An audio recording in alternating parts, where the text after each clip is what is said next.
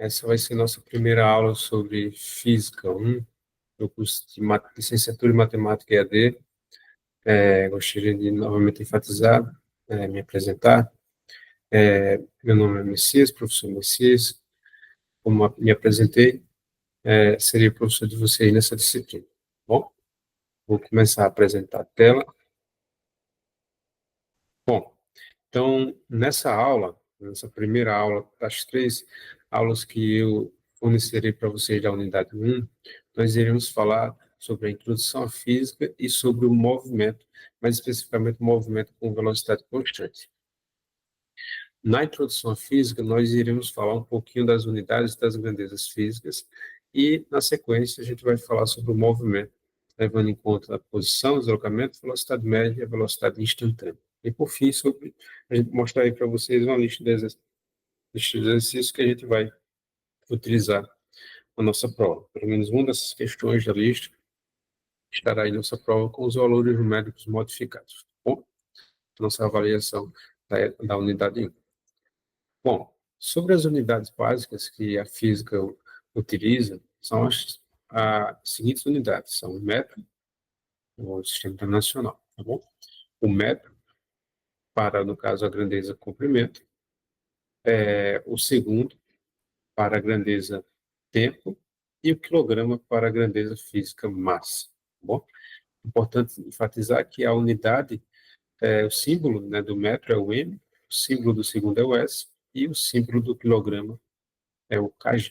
Bom, é importante destacar também que existem submúltiplos e múltiplos dessas unidades. Por exemplo, em relação ao metro, nós temos o submúltiplo centímetro, milímetro, micrômetro e entre outros. Nós também temos, em relação ao quilograma, o múltiplo quilo, que é justamente, no caso, ele se torna, né, um múltiplo da grama, tá bom? Então, o próprio quilograma é um múltiplo da grama.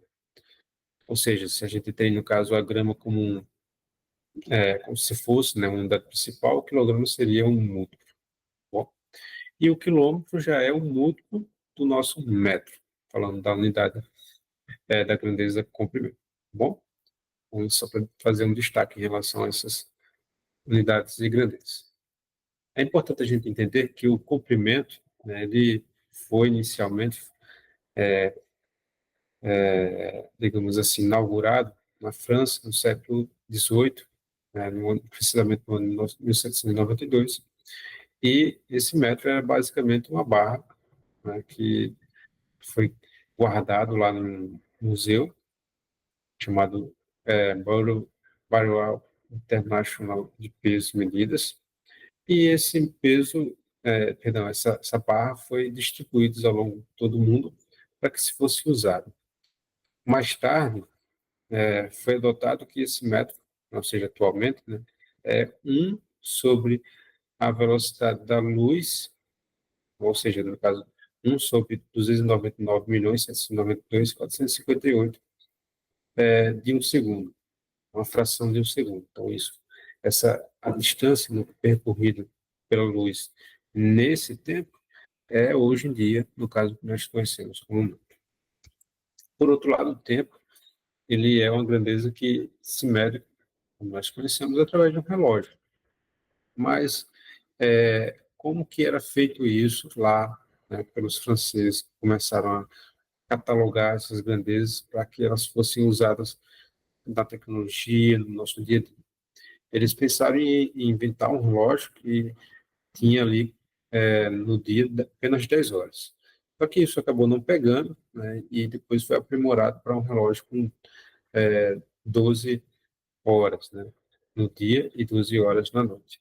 É importante a gente destacar que o tempo é uma grandeza complicada, ou seja, ela tem imprecisão ao longo do ano, ao longo dos anos.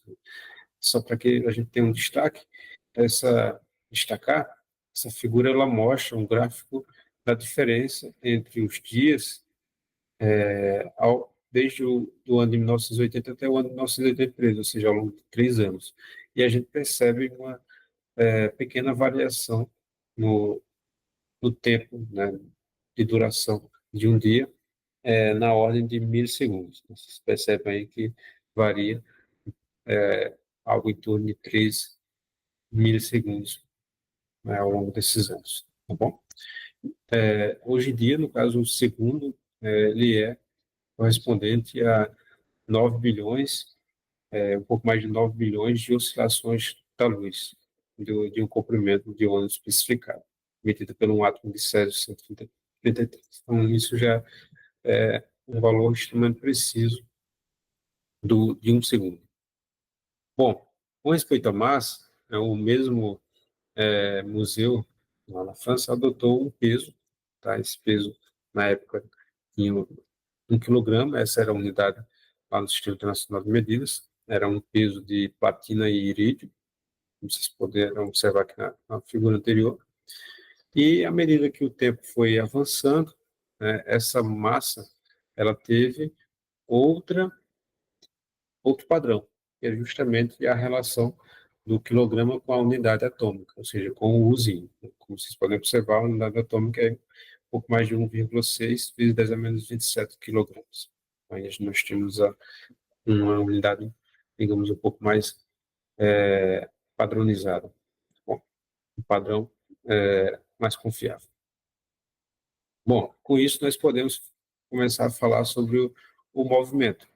Como vocês podem observar, existem 3 propriedades para que nós possamos falar do movimento. A primeira dela é que o movimento ele pode, né, ser ao longo de linhas retas. E quando ele for, existem pelo menos 3 formas de a gente estudar esse tipo de movimento: na vertical, na horizontal e de forma inclinada.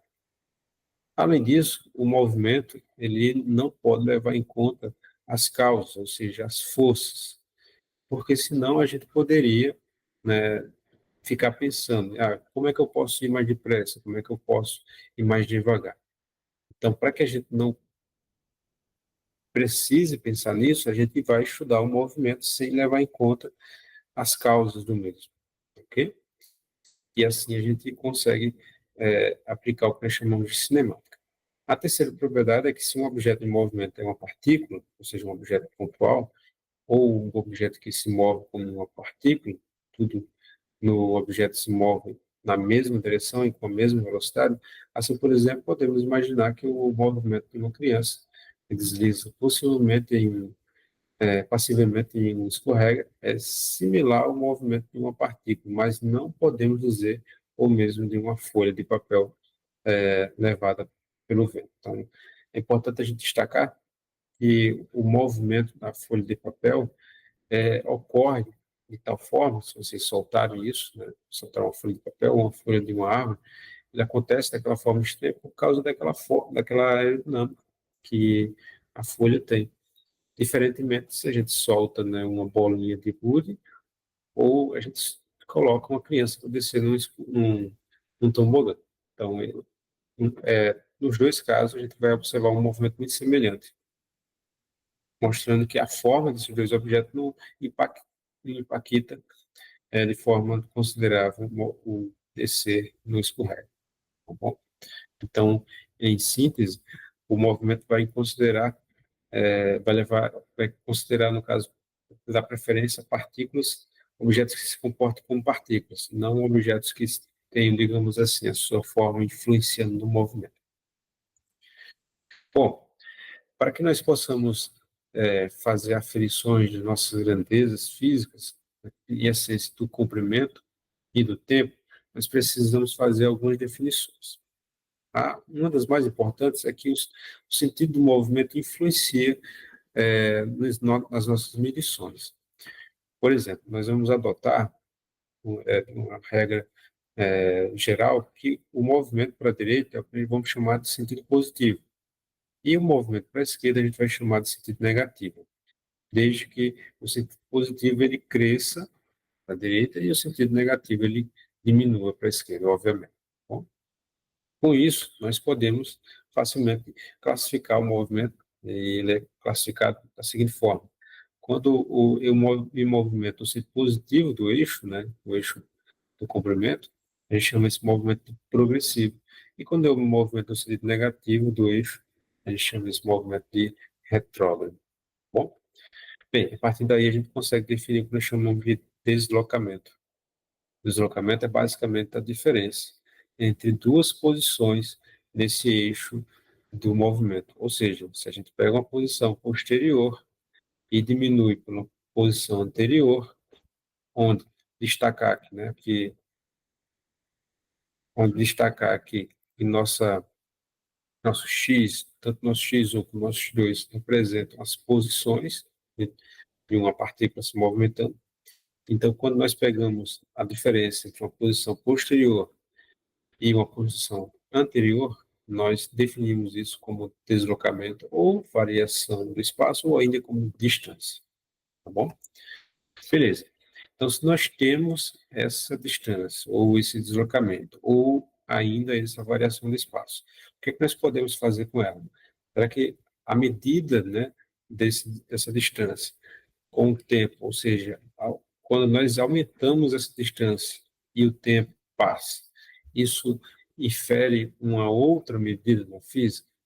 Será que a taxa, né, do comprimento em relação ao tempo, ela infere uma outra grandeza na física? Infere. Aí nós chamamos essa grandeza de velocidade média ou velocidade escalar média. Ela é basicamente a razão entre a variação do espaço, ou do nosso deslocamento, e o tempo. Quando nós substituímos de forma correspondente, nós temos que essa variação do espaço é a posição posterior menos a posição anterior, e correspondentemente essa variação de tempo, o nosso intervalo de tempo, é o tempo posterior correspondente à posição posterior menos o tempo anterior correspondente à posição anterior. Por que eu não estou chamando ainda de posição final e posição inicial? Para que nós possamos construir essa linguagem ao longo do processo, tá bom? É importante destacar, né, que a unidade do comprimento no SI é o metro, a unidade do tempo no SI é o segundo, então, por consequência, a unidade da velocidade escalar média no SI, do Sistema Internacional de Medidas, é o metro por segundo. Tá bom? Bom, na sequência, é importante a gente perceber que é possível, né, graficar, ou seja, fazer o gráfico da posição versus o tempo. E esse gráfico, logicamente, se nós temos que a posição ela cresce com o tempo, isso é uma possibilidade, nós podemos, assim, através do triângulo, né, que fica sob essa curva do movimento, nós podemos calcular a tangente da inclinação dessa curva. E a tangente ela acaba descrevendo o que nós chamamos também na velocidade média, ou seja, a velocidade média ela pode ser definida como a inclinação da reta, tá bom? Então, se a gente quiser calcular matematicamente, isso vai ser nossa tangente. A tangente é igual em número à velocidade média. E aqui, como vocês podem observar nesse gráfico, né, foi feito aí o delta x, é uma variação de espaço, sendo a posição aqui ó, final, menos a posição inicial, menos 1. E aí, a gente tem aí como resultado, perdão, menos 4, como resultado, 6 metros de deslocamento e tempo. Nós temos aí intervalo de 3 segundos entre essas duas posições, né? Ou seja, para sair de menos 4 aí e a 2. Né? Sai no instante 1 até o instante 4. E aí temos um intervalo de tempo de 3 segundos. No geral, essa velocidade nesse percurso é uma velocidade de 6 por 3,2 metros por segundo. Bom, aqui nós temos um exemplo para a gente treinar um pouco. Nesse exemplo, nós observamos, né, que um carro ele percorre uma distância de 8,4 quilômetros a uma velocidade de 70 quilômetros por hora. E daí, ele, por falta de gasolina, ele para por 30 minutos. 30 minutos é o equivalente a meia hora, né, 7,5 horas. E daí ele caminha nesses 30 minutos 2,0 quilômetros. Bom, então, no total, o percurso dessa pessoa, né, tanto de carro como caminhando, é um percurso de 10,4 quilômetros, ou seja, 2 mais 8,4. Então, isso é essa variação de espaço. Isso é o que se pede na letra A, qual é o seu deslocamento total. Na letra B, é pedido o intervalo de tempo do início até o final da viagem. Para que a gente faça isso, nós vamos calcular a velocidade média dirigindo, né? Para isso, nós precisamos, perdão, nós vamos calcular o tempo, né, dirigindo. Para isso, nós precisamos do deslocamento da pessoa, né, durante esse percurso dirigindo e a velocidade. Quando nós substituímos, melhor, nós isolamos o tempo nessa equação, temos essa equação, ao substituir o deslocamento por 8,4 e a velocidade por 70, nós encontramos aí um valor de 0,12 horas. Nós já sabemos que o tempo gasto no segundo percurso é de 0,5 horas. Então, para saber o total, ou seja, o tempo dirigindo e o tempo caminhando, basta somar o 0,12 mais o tempo de 0,5, nós temos um total de 0,66 horas. Percebem que é um problema bem simples. Bom, na letra C, é pedido a velocidade média do início da viagem até a chegada. Para fazer isso, nós basicamente precisamos, ou seja, a chegada para ele pegar gasolina para voltar para o carro, né? Nós precisamos da variação de espaço total, que é o 10,4 quilômetros, e o intervalo de tempo total passado tanto no percurso de caminhada como no percurso de direção, ou seja, 0,66 horas. Então, a nossa expressão da velocidade média durante o percurso fica desta forma, e a gente encontra um valor aproximado de 17 km por hora. Graficamente, esse movimento da posição versus o tempo é representado por esse gráfico. Então, nós percebemos que a velocidade da pessoa, né, digamos assim, nos primeiros instantes, ela tem uma velocidade maior, e aí, depois, quando começa a caminhada, a velocidade de inclinação, né, da reta é uma inclinação menor, indicando uma menor velocidade. Bom, beleza. Agora que nós falamos de velocidade média, nós treinamos um pouco, vamos falar do que nós chamamos de velocidade escalar instantânea. Para tanto, é importante a gente entender que essa velocidade é a velocidade medida em um certo tempo específico. Por exemplo, a gente está lá dirigindo, olhamos no velocímetro, está 70 km por hora, e olhamos na hora, são 11 horas da manhã. Então, qual é a velocidade das 11 horas da manhã? 70 km por hora. Então, essa nós chamamos de velocidade instantânea. Newton, para resolver um problema do limiar, de entender qual seria, né, a relação da velocidade instantânea, ou seja, a velocidade do instante t e a velocidade média, ele supôs o seguinte: se o intervalo de, de tempo entre duas posições bem próximas, esse intervalo for tão pequeno que ele tende a zero. Então, a nossa velocidade média, que é basicamente a variação do espaço para a variação do tempo, ele tem o que nós chamamos da derivada da posição em relação ao tempo, ou seja, dx dt. Bom, então, isso é o que nós chamamos de velocidade instantânea. Essa velocidade instantânea, se nós supormos ela constante, ou seja, se ela não muda com o tempo vai passando e ela sempre fica a mesma, nós podemos levar em conta que ela seja aproximadamente t, ou seja, que no instante inicial, considerando zero, e o instante final, considerando t, a diferença de t menos zero vai ser justamente t. Se nós considerarmos ainda que a posição final seja x e a inicial seja x0, nós podemos substituir na nossa equação anterior, equação 3, e daí a gente vai encontrar esta equação. Fazendo o mesmo que os extremos e organizando, nós temos a equação 4, que é conhecida como função horária do espaço, desde que a velocidade seja constante e diferente de zero. Então, essa função, ela indica o que nós chamamos de movimento uniforme, ou simplesmente MU. Bom, a partir daí, gente, nós temos esses exercícios para que vocês possam utilizar, né, o PDF e a aula, a partir do nosso exercício que a gente fez aqui agora há pouco, né, para que vocês possam treinar, ok?